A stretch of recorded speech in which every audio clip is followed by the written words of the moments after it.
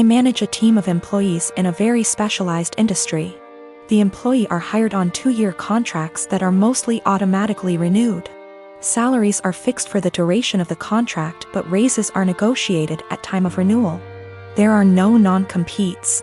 I have one employee, Sarah, who requested a meeting with me last week to discuss a possible raise. I informed her that it is a little early as her contract won't expire until Jan, and I would be happy to discuss it in November. She told me she would like to discuss it now as her current salary does not reflect the amount of work she is doing. So I set up a meeting with her on Friday and told her I will hear her out. To her credit, she gave well thought out presentation listing the average salary in her field, the extra responsibilities she had to take on, and the extra revenue she was able to generate, etc. In the end, she asked for a 19% raise to stay on. This was a substantial jump, but I thought she made some good points and, with inflation being what it is, I can sell it to the managing partner that we are locking down a good employee for 2 more years. After the presentation, I told her I will just approve the raise and talk to the managing partner about starting her new contract early. Since the only things we are changing are the salary numbers, we can have the new contract ready for her to sign by Tuesday. She seemed very surprised that I did not try to negotiate and looked a little shell-shocked that the meeting was over so quickly. So anyways, I spent the entire weekend selling the raise to the partners and harassing legal to get the documents ready. However, when I gave her the documents to sign this morning, she asked for another meeting to discuss salary. She informed me that after doing more research over the weekend, her pay is still not reflective of all the work she is doing. At this point, I got pretty annoyed and told her that we can discuss in 2 years. I thought that was the end of it, but after lunch she came to my office with 3 offers letters she received from our competitors. One in our city with a salary that is 2 to 3% higher, and 2 from other states that are 8 to 9% higher. She asks for the new salary to at least match the competitor in our city to stay. At this point I got very frustrated and told her that she is now free to work for our competitor, because her contract with us will not be renewed. She called me in and left crying, immediately telling all her coworkers that I fired her for asking for a raise, which obviously caused quite an uproar. My wife thinks that I am the because I could have just said no. She probably had the other offers for a while and was never going to actually leave. She recommended that I offer her back the new contract. Anyways, I am contemplating going back to the office tomorrow and offering Sarah her new contract again. But I just felt like the relationship between us is ruined after this whole situation. Her currently contract is negotiated 2 years ago, which is why there is a discrepancy in pay with the current offers. There are also a lot of reasons for differences in salary even within the same city. Perhaps less PTO, maybe more responsibilities, maybe they lock them in the contract for 3 years instead of 2. Which is happening more and more now. Maybe they have a non-compete, or maybe they are better. I can't say.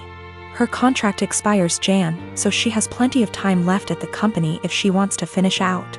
Sarah is WFH today, so I sent her an email apologizing for overreacting yesterday, and informing her that she is an important member of our team and that I worked really hard to get her the raise she initially requested. The new offer still stands provided she return the signed contract to me today before 5 p.m. I would be happy to execute it immediately and get her sorted out before the next payment period. She emailed back also apologizing for her reaction yesterday and said that she enjoyed working here and feels like she really has an opportunity to grow. But she then ended the email asking if I would still be willing to reconsider upping the offer to match her other offer. At this point, I just can't even anymore. I basically ignored her email, and at 5:01 p.m. with no signed contract from her, I sent an email to the managing partner I was talking to all weekend. Hope this email finds you well. I am writing to inform you that Sarah has elected to decline the new contract as it is written. She has informed me that she received an offer from our competitor with a salary of XXX. I have attached a scanned document of the offer letter with this email for your convenience. She has requested that we match that salary to retain her services as our current offer is insufficient. As of right now, her contract expires January 22nd. Please advise on the next steps. I am a 28-year-old woman and have been married to my husband, a 32-year-old man, since 2018. My husband is ethnically Japanese and a second-generation American. His parents are from Osaka. He kind of sort of half speaks Japanese, mostly sentences he has memorized / greetings. And his parents speak great English. On the other hand, I lived in Japan for 3 years, so I am conversationally pretty good.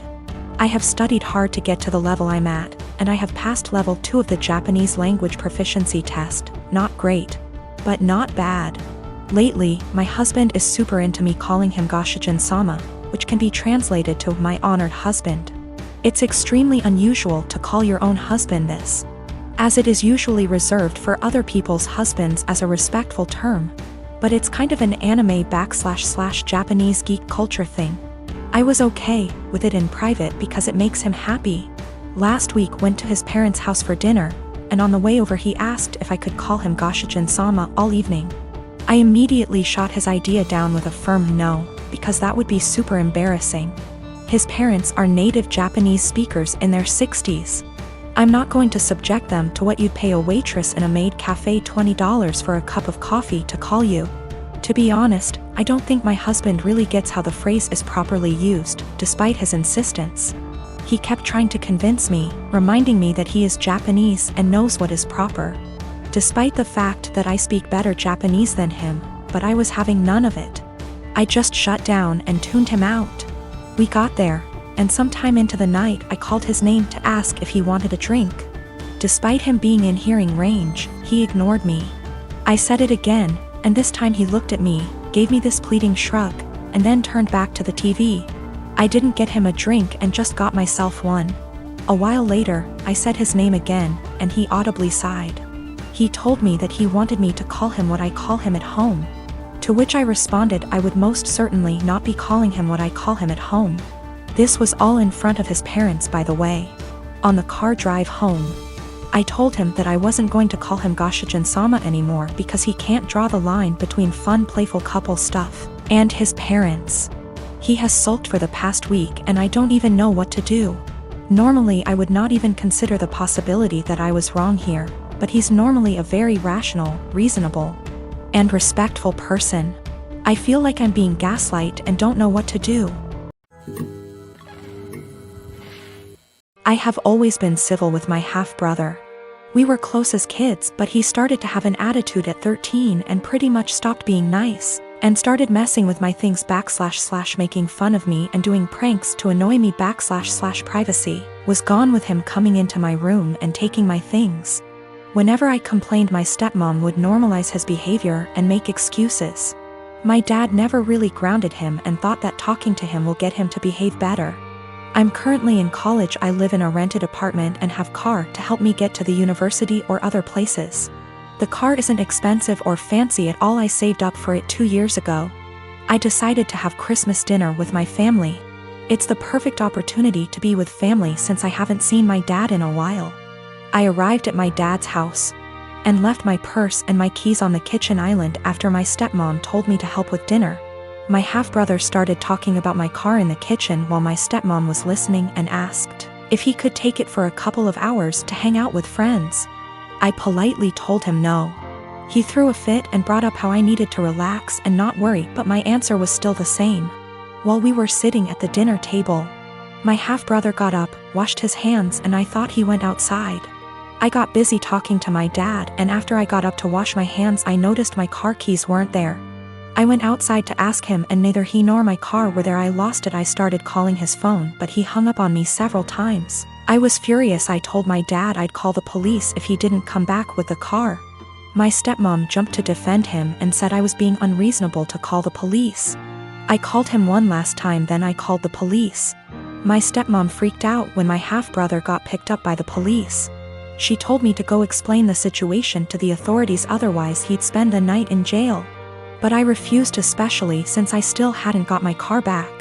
Stepmom yelled that I ruined dinner and that it was no big deal. He was going to return it after borrowing it from me, but he didn't really borrow it, and she heard me say no. I don't know what she told the police, but I didn't give permission to use the car.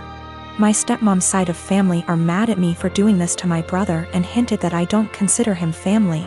My dad's side of family sided with me, saying he deserved it. My dad said I overreacted and I shouldn't have called the police when he disappeared for 4 hours. I talked to the police about what happened and I learned later that my stepmom said that her son was allowed to borrow it, and that it was a misunderstanding. I wasn't going to let her continue to lie, but my dad told me to back off and let it go. This really upset me. My half-brother wasn't even berated the way I was by the family. My sister and I lost our dad a year ago. He was my only parent. Mom was never in mine or my sister's life. Dad left money, inheritance, for me and sister, and she used her inheritance to get new cars and renovate her house. I live with my aunt right now cause my brother-in-law didn't let me stay with my sister. I'm planning on using my inheritance money to pay for college tuition. I've always wanted to be doctor but haven't decided which branch yet. My sister and I haven't been close. It started after she got married to her chronically ill husband, who was allowed to make backhanded comments about dad and mock his illness, and make a scene at his funeral. Only because he's ill and shouldn't be held accountable for his behavior. I've distanced myself, but my sister kept visiting a lot lately, venting about my brother-in-law's condition. He's been in and out the hospital for heart problems and in need for a surgery. She brought up my inheritance money several times, but I end up cutting the conversation. She then straight up asked if I could help pay for her husband's surgery and she'd pay back in less than a year. I felt uneasy cause if I give her money from my inheritance, which is a large amount, then there's no guarantee she'll pay back before it's time to apply for college. I'm taking a year gap, but I know my sister can't pay back that much and I felt I was risking my future. I refused to help and she had a meltdown at my aunt's house, calling me heartless, cruel with no empathy. She said that her husband's health should be a priority and I needed to help because education is nothing compared to someone's health, and asked if I'd be happy to see her as a widow and my nephew with no father. My aunt suggested others pay, but most of them cut my sister and her husband off. I argued that her husband's poor health isn't my fault after she kept blaming and guilt-tripping me. She kept crying, and although my aunt decided to stay out of it, she said that I should be prepared for permanent damage in my relationship with my sister if I don't help her now. She's been sending texts and pictures of her family telling me this is what I was saying no to. A happy, healthy family with a healthy husband and father. I cried and felt like I was being selfish, not good aunt and sister. I asked my friend and he said let them sell the cars and all the luxurious stuff they bought to afford the surgery, and warned me, if I give them money I'll never get it back and may not be able to go to medical school.